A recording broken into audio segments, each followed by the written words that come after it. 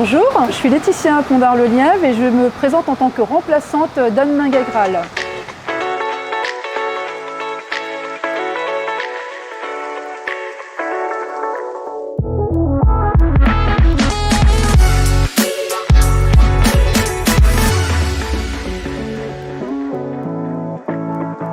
Moi je m'appelle Laetitia Pondard-Le-Lièvre, c'est important pour moi, j'ai 46 ans, je suis maman de 3 enfants et j'habite à Redon. Alors moi je suis responsable textile dans la grande distribution depuis peu on va dire, mais j'ai toujours travaillé dans le textile. Alors moi mon rêve c'était d'être architecte. C'est une question qui est classique, homme ou femme, moi ça n'a pas d'importance. Moi ce qui m'émeut le plus et ce qui m'inspire le plus, ce sont les individuels, on va dire les anonymes, qui ont le courage de dire non. En venant, je pensais à Rosa Parks par exemple, qui a dit non, je ne laisserai pas mon siège à un homme blanc parce qu'il fallait le faire.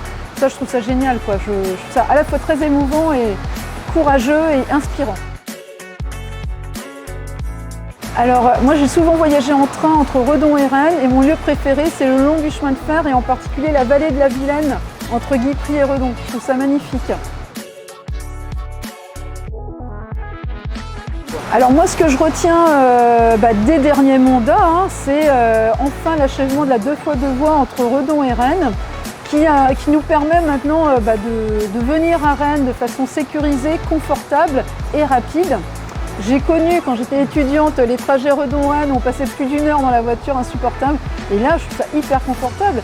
Et ça ne concerne pas uniquement Redon, ça concerne tout le canton et toute la vallée, on va dire, entre Redon et Rennes. C'est génial.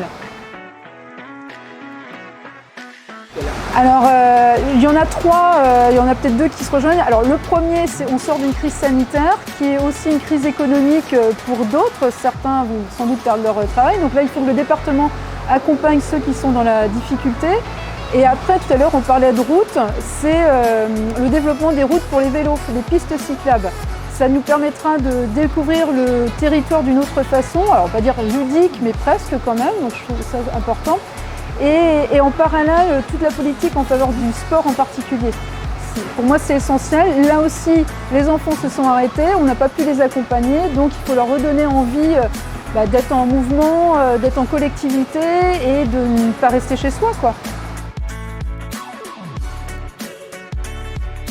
Un endroit où il fait bon vivre, on a envie de rester, on a envie de s'investir et puis peut-être un endroit qui fait rêver les autres. Je suis parisien, je cherche un endroit en province, tiens je vais aller en Ille-et-Vilaine parce que ça a l'air génial.